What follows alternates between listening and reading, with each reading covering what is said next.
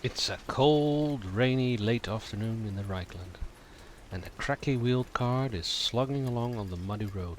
Left and right, the perilous woods of the Empire stretch out. You're soaked to the bone and your backside is aching from the ride. But at least you didn't have to walk. All in all, a stroke of luck you managed to get a ride, even if it's on this open cart. The evening comes, and with it wicked things that stir in the dark.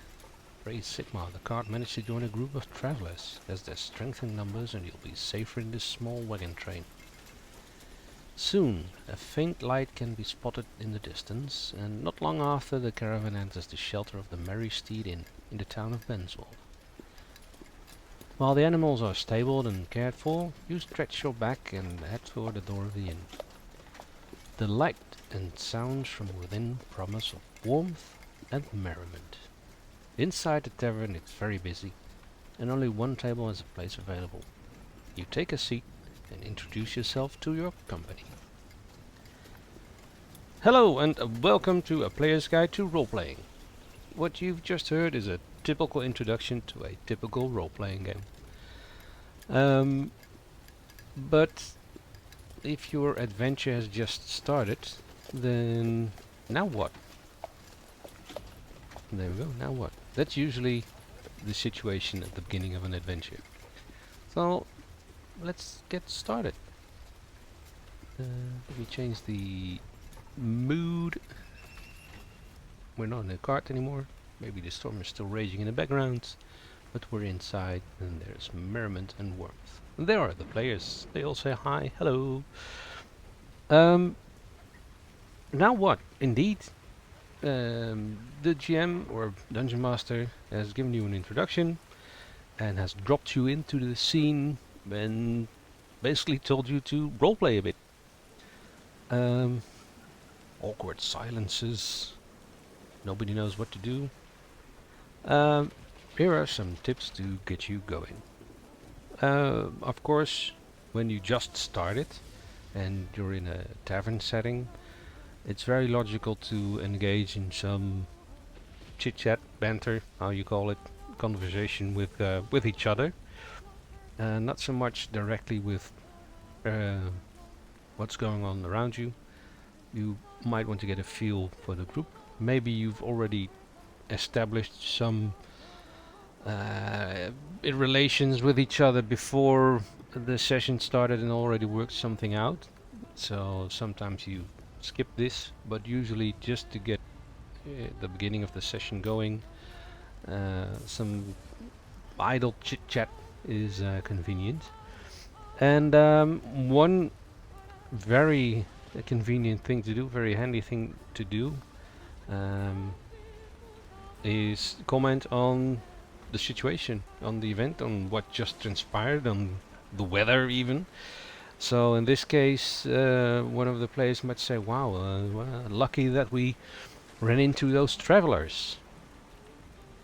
Basically just repeat what the GM has told you, and if you bounce that off of each other, you'll get the ball rolling and get a conversation started. It will flow naturally. Another thing you can do is ask something you already know. So, talking to Endlin. So, I heard you're a sailor. Tell me, where have you been? And then the player playing Endlin can easily answer that, because it's a question everybody already knows, but it's just to get the ball rolling, to get the conversation started. It just makes everybody at ease, allows everybody to get in character. Another thing you can do is ask about the destination or a goal.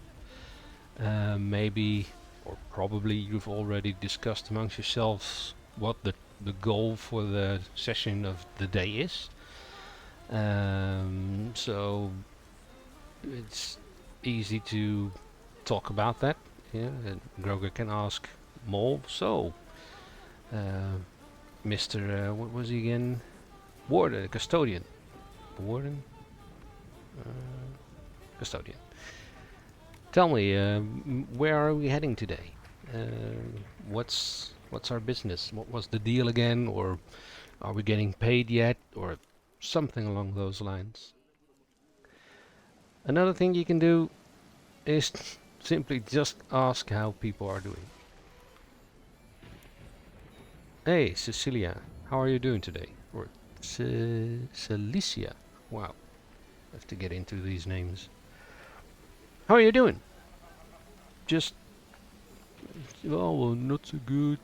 Got aching feet and my back is aching. And, well, it gets the ball rolling. Anything to get the ball rolling. But especially the commenting on the situation.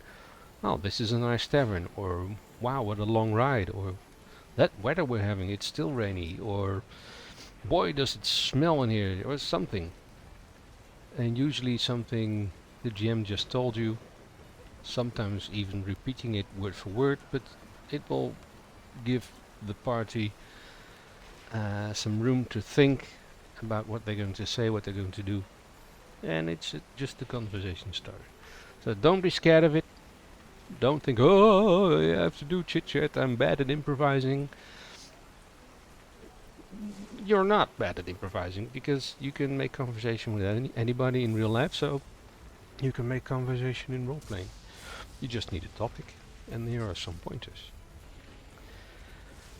When the chit chat and the ball is rolling and you've broken the ice and the chit chat is over, you might start to think about, well, what's going on in this scene?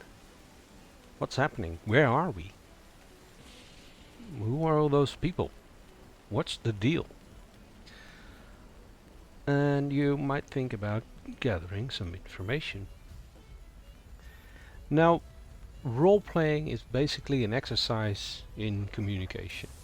And one of the most important things in communication is asking questions. And that is the first thing you are going to do, is ask the right question. And with the right question, I mean no closed questions, no yes or no answers. This is not a quiz or a game or a 20 questions quiz. It's not the yes or no game. You can ask open questions. Basically, if you want to know something, just ask it. For instance, don't ask, are those soldiers? And then the GM might say, yes. Okay, now you know they're soldiers. But that's the only thing you know. You could also ask, what sort of people are in the tavern at this moment? And then the GM might say, well, there's soldiers, there's some locals, there's a barman, there's a cook, there's a maid, there's a strange looking fellow at the end of the bar, there's a guy in a hoodie, and you get a lot more information about the scene than just their soldiers. But doesn't that sound a little easy? Well, yes, it's supposed to be easy.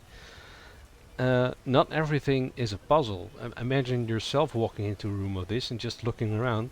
That's basically the information you get. Now, in this case, there's a visual scene with tokens and everything. If you play live, there might be an actual building with miniatures even, or there might be a drawing, but no, it's also possible that there's just theater of the mind, and then the description of what's going on around you is more important. So always ask open questions. That give you the open questions give you a lot of information. And yes, it's supposed to be easy, but when it's a puzzle, you'll know it. When it's a difficult situation, the GM will tell you. For instance, if you ask, what kind of people do I see in the tavern, the GM might then ask you to roll an intuition or a perception or a whatever stat in the game you're using is used for looking around and seeing if you can spot what's going on. And then you roll. And then the GM can give you information on based on your roll. But always start with the open question.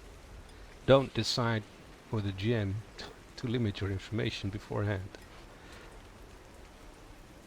And another good thing, because we're role-playing, is try to accompany a question with an action. Don't just ask what are the people that are in this tavern, what sort of people are there, but say something like, well, Groger sits at the table, quietly drinking his ale, and he is taking a good look around, seeing what kind of persons this establishment holds. And then you ask the GM, so, what kind of people do I see? It's a little bit more immersive, and it adds to the scene. You're not just observing it, but you're part of it. So accompany a question with an action as often as possible. From common knowledge to specific, yes, you can ask, well, what kind of people do I see in the room? And the GM mentioned the dude at the corner of the bar. And he mentioned the dude in the hoodie, and he mentioned a bunch of soldiers. That's all. Well, I can spot that from just looking at this scene. So I want to know something more specific. So again, I want to ask an open question. I'm going to decide I want to know more about these soldiers. And so Groger, looking around, he notices there's a bunch of different peoples, and he notices there are a lot of soldiers. There are an unusually large amount of soldiers in this tavern. He just observes the soldiers casually, and what does he notice about the soldiers? Now this is an open question. I accompanied it with a bit of an action. He's taking a little bit more of notice of the soldiers. Always take in mind that when you perform an action or let your character do something, that the GM can play into that. Because I'm now looking at the soldiers, so the GM can say something like, a soldier leans over and says, "Hey, what you looking at, boy?" You know, or something like that. Then you know instantly they're not keen on prying eyes. But the GM might say, well, the soldiers are quiet and they're not really drinking, so that strikes you as odd. You know, that gives you a little bit more information. Of course, you can be very specific.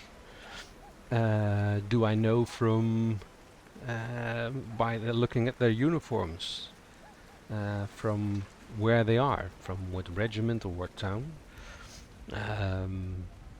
What are they old or young? Are they wary? Are they fresh? You can be as specific as you want, of course. The more specific you are, the less information you will get, but the more specific information you will get, of course. Still more than a yes or no question. So yeah, the GM has divulged to us that the soldiers here are quiet, which is strange for soldiers in a tavern like this. They're not really indulging in their drinks. They're drinking with moderation, just more relaxation than entertainment. They are fresh, so that gives us some information. Of course, there's multiple ways to get information. Let's take a look at our character sheet. We have fellowship in this case. Whatever the game you're playing, there's usually statistics for charisma or fellowship or social skills or charm or whatever. In this example I'm using Warhammer Fantasy Roleplay, but I'm sure that you can translate to your favorite system. Normally, we would use one of the skills. Let's say we want to know more about what's going on here. There's a couple of ways we can approach it. We can directly approach one of the soldiers and ask them, what are you doing here? Or we can just sit at our own table and try to listen in. Yeah, let's start with that. We're just sitting at our own table, taking it all in and listening what we can pick up. The GM might then say, well, roll a gossip. His gossip is fairly high because he has fairly high fellowship. Gossip. But another way to approach this is to go directly to the soldier. The GM might then say, well, try a charm. You can try to charm the soldier, make a good impression, make conversation. Or let's do it differently. You can just walk to the bar and order a drink from this lady and then make idle chit chat. And you roll haggle to order a drink maybe, but while you're doing so you just engage in conversation with the bar lady the same way you would engage in conversation with your party members. And maybe you won't have to roll anything because the GM just might decide in such a situation that somebody ordering a drink from a bar person is, well, like in real life. You're ordering a drink, you're making chit chat, and you go back to your table. You probably won't have to gossip for that or roll anything for that. That's more of a narrative way of playing it. Of course, you can also try to intimidate the barmaid, or if you bribe them. Bribe is also a skill. Bribery, you know, give them. You go and order a drink and give them a generous tip, and then offhandedly comment about the large amount of soldiers in the tavern, and then the bar maid will just give you some information about what's going on. You don't know. There's multiple ways to gather information. Now, of course, Grover is a entertainer. He is a busker even, and his entertainment skill is acting. He might decide to, you know, listen guys, we need to know more about what's going on here. It's weird. Why are all these soldiers here? And who are those other people at the bar? You know what? I'm going to perform something. And he goes to the center of the tavern where there's a little space and puts on his acting voice. Ladies and gentlemen present, or mostly gentlemen. And then he, you know, performs some kind of small monologue from probably some kind of funny monologue he memorized from a play, just to entertain the soldiers and you know, get them to open up, to, you know, make him more likable, so that later when he indeed wants to talk to the soldiers and wants to do a charm or something, he gets a bonus because he's performed, assuming he well, let's see, assuming he rolled well on his performance. Oh, too many things. He sucks. He sucks. He forgets his line. He botches up the joke. So now when he tries to sweet talk the soldiers, well, maybe they laugh at him anyway. Look at this silly guy. You know, forgetting all his lines. Oh, what an idiot. Come here, let me buy you a drink, one of the soldiers says. And you accept the drink and you start talking, and they tell you that they're on their way to Auerswald because something. Oh, I'm not supposed to say. His buddy pokes him in the side. Oh yeah, sorry. We're on the way to ours. So that's that.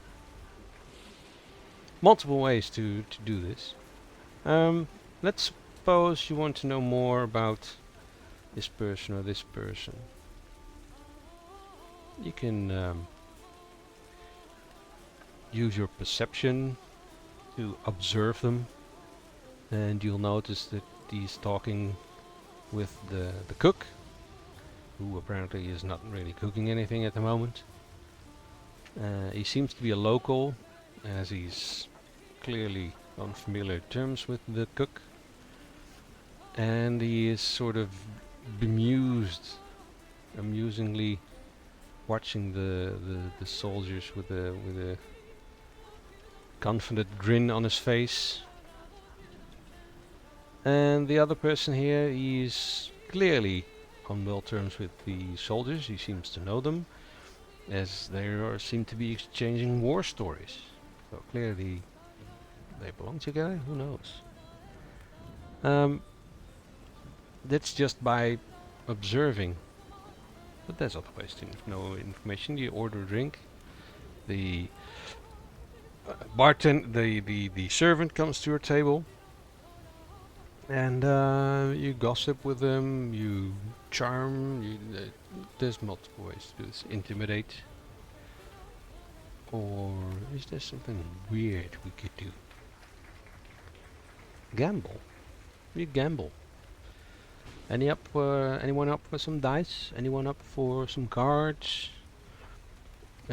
Some might say yes, and then while playing you also engage in conversation and acquire information.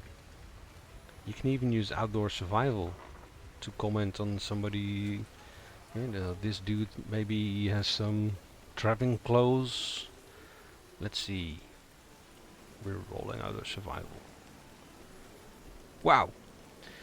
Say, that's a nice pair of boots you have there. I bet they're fantastic when walking outside in weather like this. And they say, oh yeah, they're brand new, and I got them from wherever you got them from. But it breaks the ice. It gets him talking. Now, Groger has fairly high social skills, so these things are probably easy or easier for him than for the others. So that's why it's best if you're in a party to diversify and assist. You are a party, you're working together. Somebody says, I want to know more about that guy. Then the GM says roll perception or intuition or roll something, roll some dice, and suddenly what often happens is that the entire party starts rolling to see if they can see something or whatever the person asks. That's fine. I mean, you know, if you're on the lookout somewhere in the forest or you're making camp and you're on the lookout, more eyes the better. But it's also a bit weird, and it's maybe better to, you know, have one person find things out about the soldiers. The other person might be looking into the dude at the corner of the bar, and another might be talking to this person, and another might be just sitting at the table and noticing how a warrior priest enters the room and commands respect from all the other persons, and then walks to the back into a nook, a hideout, a private room, so to speak. Then you're diversifying. You're dividing your attention to different things in the scene. What you also, of course, could do. Let's say, well, we're interested in this war priest. Where's he going? This person tries to eavesdrop at the door what's going on, but there's a guard, and the guard sends her away, so there needs to be distraction. So you work as a team to create a distraction so she can listen into what's being said. Or you could, if you really want to know how the people react to the war priest, and you want to do a gossip roll, you could say with an assist, Groger normally rolls for his gossip. Let's say he normally rolls 50. But let's say the party says, yes, we're all doing this. We're concentrating our entire team effort on gossiping, on listening, how these people react on the war priest and what they're saying about the war priest. Then you all assist Groger, basically. Well, you could also assist any of the other persons, but probably Groger has the highest skill. Just check it. Skill on gossip, where it is, 40. And gossip 36. And gossip 31. So yeah, it's logical that Groger will roll the gossip and that the other party members will assist, so he gets a bonus. So diversify and assist, or assist, however you want to see it. But if they do it this way, this party finds out that the war priest is not the leader of this group. That is in fact a captain, and the captain and the war priest are now in the private room conversing about where they're heading. They're heading to Ourswald. They're supposed to meet up with a somewhat larger group, and they're talking about a threat. Yeah. So there's an introduction usually, or when you've already been playing for a couple of sessions, this is usually a recap,